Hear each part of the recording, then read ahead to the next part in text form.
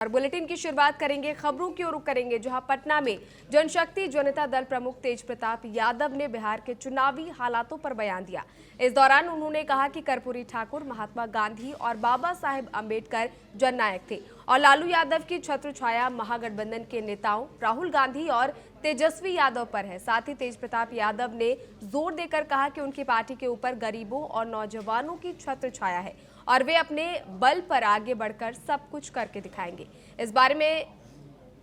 उन्होंने और क्या कुछ कहा, आइए आपको सुनाते हैं। गरीब जनता पोस्टर में जिनका ऊपर में है सभी जननायक, कर्पूरी जी, लोहिया जी, अंबेडकर, महात्मा गांधी, ये लोग जननायक हैं। अब जनता क्या चाहती है?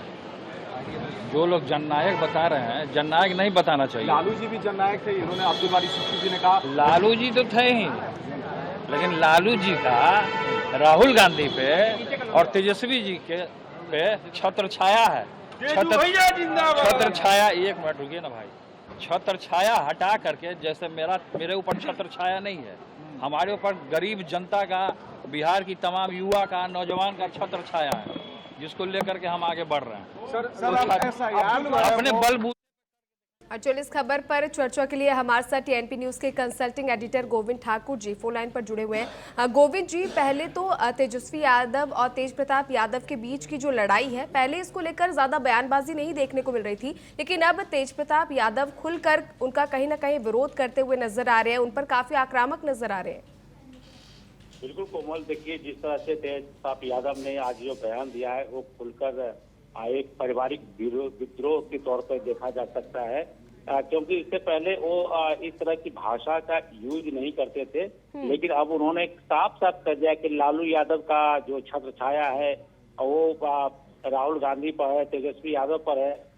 मेरे ऊपर महात्मा गांधी, अंबेडकर और कर्पूरी ठाकुर का छत्र छाया है और जितने भी नौजवान छात्र हैं वो सबका छत्र छाया हमारे साथ है। तो ऐसे में हम वो करके दिखाएंगे जो हमें करना है, यानी कि उन्होंने साफ साफ कहा है कि हमारी पार्टी और हम आगे सरकार बनाएंगे और हमारी जो परफॉर्मेंस है बहुत अच्छी होगी। मतलब ये कहीं न कहीं ये कहा जा रहा था कि तेजस्वी यादव और तेज प्रताप के बीच में मतभेद तो है, लेकिन जिस तरह से आज बयान आए हैं वो साफ साफ दिखाता है कि वो मतभेद अब खारी जो छोटी थी अब बड़ी हो गई है और एक दूसरे पर आप एक विद्रोही पार्टी के तौर पर एक अलग जो एक दूसरे से विरोधाभास उनकी बातों से आ रही है, उससे साफ है कि राजद के बीच में और इनके जनशक्ति राजद जो है उनके बीच में काफी अब फासला दूर होता चला जा रहा है। जी बिल्कुल गोविंद जी, इसके साथ ही एक चीज और, जिस तरह मुकेश सैनी की जो पार्टी है वीआईपी, उनके कैंडिडेट भी यहाँ से उतारे गए थे, तो ऐसे में जब उनकी पार्टी का समर्थन तेज प्रताप यादव को यहाँ मिलता हुआ नजर आ रहा है, तो उसके बावजूद महागठबंधन के खिलाफ इस तरह की नाराजगी क्यों जताई जा रही है? क्या आरजेडी ने जो उम्मीदवार उतारा है इसके पीछे ये प्रमुख कारण है या कोई और वजह जो अब खुलकर सामने आ रही है? देखिए, तेज प्रताप के ये बयान जो है पहले से ही आते रहे हैं, लेकिन जिस तरह की भाषा का जो यूज उन्होंने पारिवारिक रूप पर खासकर लालू प्रसाद यादव पर कटाक्ष किया है, वो साफ है कि जो पहले पिता के खिलाफ वो नहीं आवाज उठा रहे थे, लेकिन आज उन्होंने उठाया है। देखिए, महुआ सीट पे वो यहाँ का कैंडिडेट है और अपनी जो पकड़ है वो कहते हैं कि हमारी पकड़ यहाँ मजबूत है और हम यहाँ पर जीत कर रहेंगे। और जो जिस तरह के जो वहाँ पर कैंडिडेट दिए गए हैं राजद की तरफ से चाहे उनके गठबंधन की तरफ से,